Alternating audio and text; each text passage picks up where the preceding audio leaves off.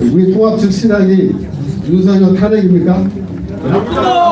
아니 근데 이거는 말도 안 되는 거예요. 그러니까 탄핵이고 반대고 찬성이고 간에 통합 측의 신학이 어떻게 윤석열 탄핵이고 찬성이고 그게 어떻게 통합 측의 신학이 될 수가 있어요. 그건 말도 안 되는 건데 그런 말도 안 되는 추국 서랍을 만들어 놓고 거기에 서명하고 동참한 교수가 90%다. 그래서 사도 바울이 고린도 후서 11장 24절에서 이렇게 말합니다. 유대인들에게 40에서 하나 감한대를 5번 맞았다. 40대를 맞는 건데 한 대를 빼줘서 39대를 맞았는데 39대를 맞은 횟수가 모두 5번 맞았다. 이렇게 있습니다. 유대인에게 맞았다라는 말은 회당에서 맞았던 뜻입니다. 회당에서 바울이 이 매를 맞을 때는 그냥 맞은 게 아니라 재판을 하고 그러니까 바울이 고발당해서 피고로 재판에서 재판을 받고 유죄 판결을 받고 형벌을 받아야 되는데 형벌로 태형을 받은 거예요. 태형을 받았는데 39대를 맞아라 라는 처벌만 5번 받았는데 구약성경 신명기 25장 3절에 보시면은 이 형법에 대한 규정이 있습니다. 거기 뭐라고 되어 있냐면 2절부터 읽겠습니다. 악인에게 태형이 합당하면 재판장은 그를 엎드리게 하고 그 앞에서 그의 죄에 따라 수를 맞추어 때리게 하라. 40까지는 때리려니와 그것을 넘기지는 못할지니 이렇게 되어 있습니다. 그러니까 율법이 어떻게 되냐면 태형을 때리는데 때릴 때는 수를 맞춰서 때리란 말은 한 대요, 2대요 이렇게 세가면서 때리라는 거예요. 그런데 최고 많이 때릴 수 있는 게 40대까지만이다. 41대 때리면은 그건 율법을 어기는 거다 그렇게 되어 있습니다. 자 그러면 율법은 40대까지는 때려도 된다예요. 그러면 바울 당시에는 왜 40대에서 한 대를 뺐을까요? 왜냐하면 랍비들이 이렇게 생각한 겁니다. 한 사람은 채찍으로 때려요.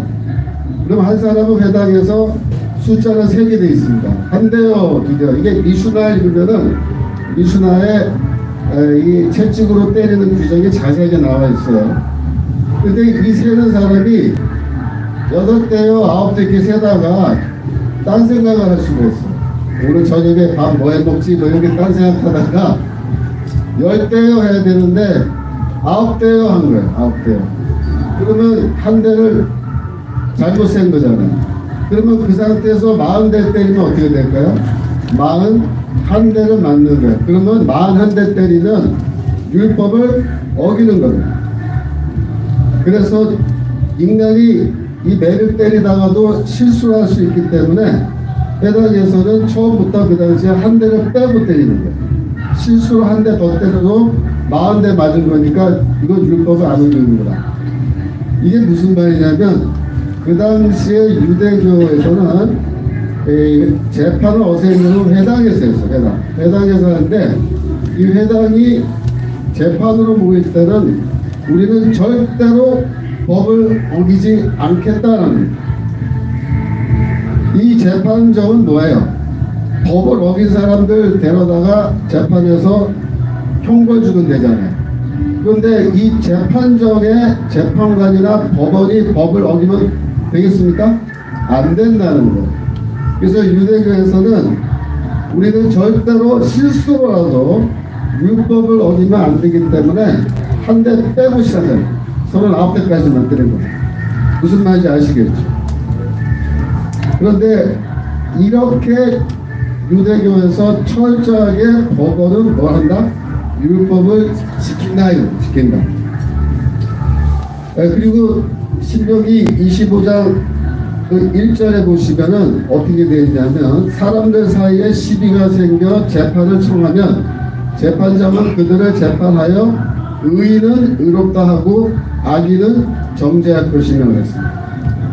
그러니까 재판정은 뭐 하는 곳이냐면 죄 없는 사람이 끌려와서 고발당해서 오면은 당신은 죄 없다, 의인이다 이렇게 판결 내는 거고 죄 있는 사람이 정말로 끌려오면은 너는 악인이다, 유죄다 그리고 벌을 주는 거예요. 그죠?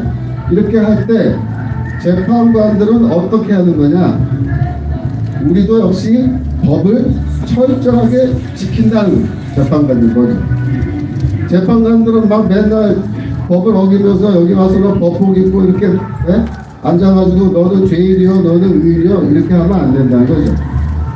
그래서 이 성경에 나오는 이러한 재판의 원칙은 뭐냐면 법원은 또 재판관들은 법을 엄정하게 지키고 절대로 법원이 법을 어기는 일은 없다라는 거예요. 근데 우리가 지금 현재 대통령이 헌법재판소에서 재판을 받는 과정을 쭉 보면서 다 알게 됐어요. 이 재판관들이 이게 형편없는 재판을 지금 하고 있다는 거죠. 경희대 헌법학 교수라고 하시는 분인데 허영 교수라는 분이 지난번 신동아하고 인터뷰한 기사 여러분 다 보셨습니까? 거기서 뭐라고 했냐면 지금 현재까지 헌법재판소가 법을 어긴 케이스를 모두 10가지를 지적을 했어요. 시간 관계상 제가 그걸 다 설명드릴 필요 없겠죠. 여러분도 아시니까.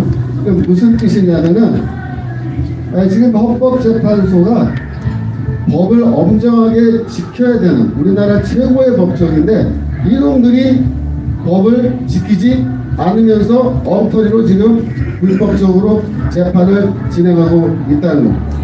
그래서 우리가 지금 막말로 헌법재판소가 아니고 헌법개판소고 헌법재판관들이 아니라 헌법개판관이다 이렇게 지금 비판을 하는 게 아니었습니까?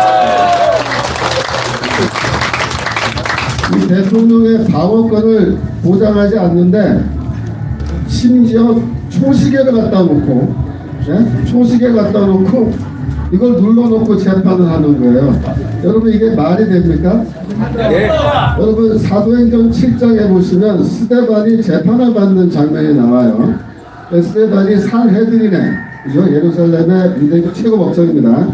거기 끌려가서 재판을 받는데 고발자가 고발하고 나니까 재판관이 자 피고가 나와서 너 하고 싶은 말 해라 자기 방어해라 라고 기회를 줬습니다. 그래서 스데반이 입을 열고 말하는 게 7장 2절부터 시작을 해요.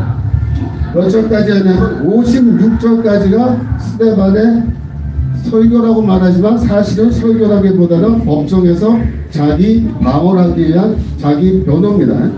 이걸 하는데 유대교의 원칙은 뭐냐면은 절대로 이 피고가 자기 방어를 하기 위해서 입을 열고 얘기하면은 입을 다물고 자기가 말 다 했다 할 때까지 말을 끊지 않는 겁니다. 내버려 두는 거예요.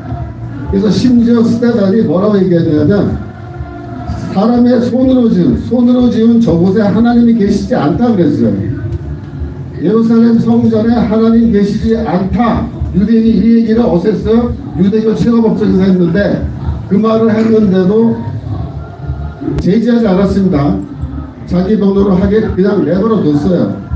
어느 대목에서 결국 제지했냐면 스데반이 내가 하늘을 보니까 하나님의 보좌가 하나님 앉아 계시고 그리스도가 그 보좌 우편에 서 계신 걸 내가 보고 있다 그 얘기하니까 그 대목에서는 한 수 없이 와서 만류하고 붙잡고 여기서 재판 끝. 이렇게 된 겁니다. 무슨 말씀 드린 거냐면 우리가 성경을 보면은 성경에서 스데반을 불러 쳐죽일 때도 스데반에게 자기 방어권을 어떻게 했다? 허용했다라는 거예요. 근데 이놈의 헌법재판소는 지금 어떻게 재판하냐면은 대통령이 자기 방어를 하겠다고 발언권 달라고 그러니까는 시간 없다고 안 주는 거예요. 이게 말이 됩니까? 이러니까 헌법재판소라는 거예요. 우리는 예수를 믿고 우리는 성경을 믿고 성경에 나오는 원리, 원칙을 믿는 사람들인데 이것은 성경적으로 봐도 옳지 않다는 겁니다. 사도행전에 보면은 사도행전 24장 10절에서 21절에서도 바울이 이번에는 헬라인들의 법정에서 총독 앞에서 재판받는데 자기 변호를 할 수 있는 기회를 부여받고 자기 변호합니다. 사도행전 26장 2절에서 27절까지도 그 내용이 다 뭐예요? 바울의 자기 변호인데 유대인의 법정이건 로마인들의 법정이건 자기 변호는 다 하는 건데 유대교 법정에서 초침 갖다 놓고 초시계 갖다 놓고 재판합니까? 로마인들의 법정에서 초시계 갖다 놓고 이 방어권을 하냐면요. 이게 안 되는 거야 이게 지금. 그러니까 우리나라의 원래 어떤 형사재판에서도 재판관이 거기에 초시계 갖다 놓고 한 적이 없대요. 근데 이 헌법재판소가 지금 그렇게 하고 있는 겁니다. 자, 그래서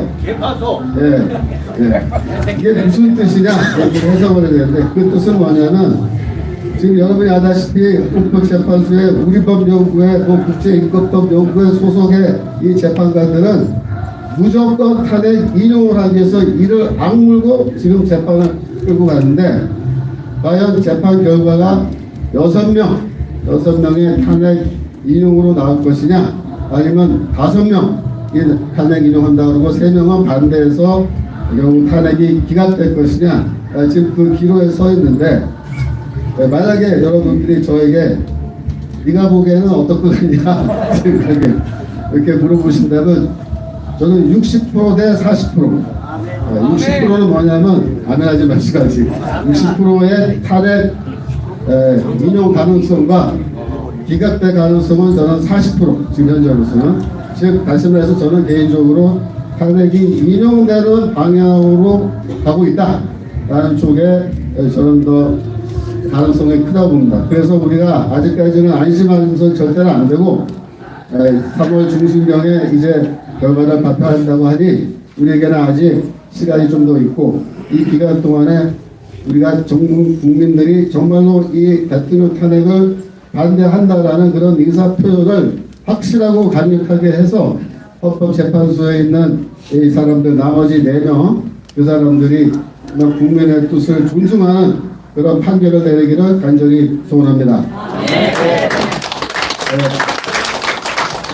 이왕에 아까 우리 이종민 목사님께서 장신대 얘기를 좀 하셨으니까 제가 학교 얘기를 좀 하자면, 저희 학교에는 지금 교수들이 모두 한 80여 명 있습니다. 아시다시피 지난 12월에 교수들이 교수 시국 선언문을 발표했는데, 그때 자기 이름을 넣고 싶은 사람은 넣어라. 그래갖고 넣은 사람이 있고 안 넣은 사람이 있어요. 저는 물론 안 넣습니다만은. 그래서 제가 안 넣은 사람이 누군가 몇 명인가 머릿수를 세봤어요. 근데 몇 명이 안 했냐면 80여 명 중에 10명이 안 했습니다.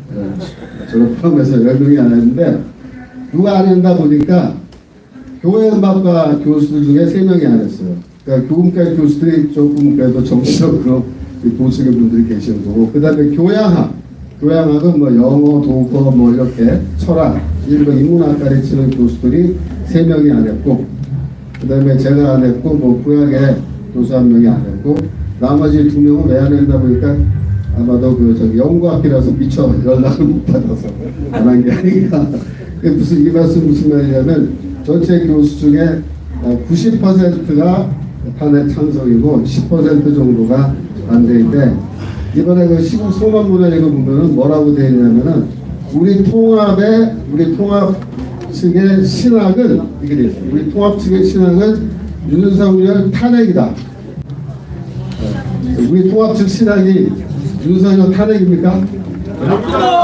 아니 근데 이거는 말도 안 되는 거예요. 그러니까 탄핵이고 반대고 찬성이고 간에 통합 측의 신학이 어떻게 윤석열 탄핵이고 찬성, 그게 어떻게 통합 측의 신학이 될 수가 있어요. 그건 말도 안 되는 건데, 그런 말도 안 되는 시국 서답을 만들어 놓고 거기에 서명하고 동참한 교수가 90%다. 그래서 매우 우려가 되는 겁니다. 그래서 여러분들이 지금 학교도 그렇고 우리 교단 전체도 그렇고 상당히 문제가 심각하다라는 것을 여러분이 이해를 하시고, 학교를 위해서도 여러분 기도 많이 해주셔야 되는데, 다행스러운 건 뭐냐면은 교수들은 이렇게 90%와 저쪽으로 가는데 학생들은 그렇지 않습니다. 학생들은 한 2년 전에 우리가 외부 기관에게 의뢰를 해서 학생들 의식조사를 한 적이 있어요. 설문조사를 해서 했는데, 그 의식조사할 때 정치의식도 포함해서 조사를 했습니다. 그래서 그 업체 대표가 가서 교수회의 때 서베이 결과를 통계를 우리에게 알려줬는데, 이게 보니까는 장신대 학부 신대원 다 합쳐서 정치의식 통계가 나왔는데, 질문이 어떻게 됐냐면, 당신은 정치적으로 보수냐, 진보냐, 중도냐 이렇게 물었어요. 어떻게 나왔냐면은 나는 보수다가 30%, 나는 진보다가 20% 나왔어요.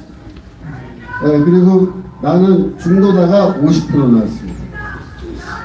그래서 우리 학교는 전반적으로 보면은 학생들은 보수가 조금 더 많은 거예요. 근데 이 업체 대표가 뭐라고 얘기하면 자기들이 일반 대학도 다 이런 똑같은 설문조사를 했대요. 그러면서 교수님들 참고하시라고 일반 대학교의 정치의식 설문조사도 말씀드리겠습니다.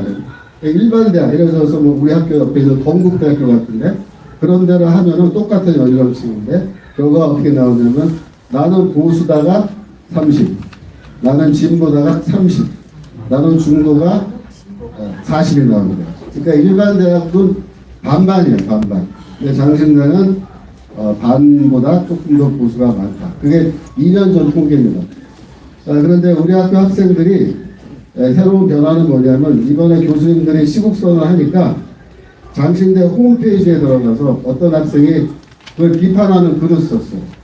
홈페이지에 글이 올라오니까 탄핵 찬성하는 학생이 또 글을 쓰고 이래가지고 인터넷에서 양쪽이 붙어가지고 몇백 개의 댓글을 쓰면서 치고받고 싸웠는데 그렇게 보면은 전반적으로 압도적으로 이 탄핵 반대하는 학생들이 훨씬 많습니다. 그래서 지금 학생들 사이에 어떤 움직임이 있냐면 우리가 이 동아리를 만들어야겠다. 그래서 우리가 이번에 보니까 동아리가 없으니까 이렇게 의견을 자연스럽게 표현을 못한다. 그래서 계약하면은 이제 3월달에 꼭 계약인데 동아리를 만들죠. 그래서 학생들이 저한테 지도 교수를 해달라 그래서 제가 해주기로 했습니다. 그래서 내가 물었어요. 그 동아리 만들면 그 동아리 이름을 뭘로 할 거냐? 뭐라 했냐면 순애보라고 할 겁니다. 그래. 순애보. 순애보가 무슨 뜻인지 아세요?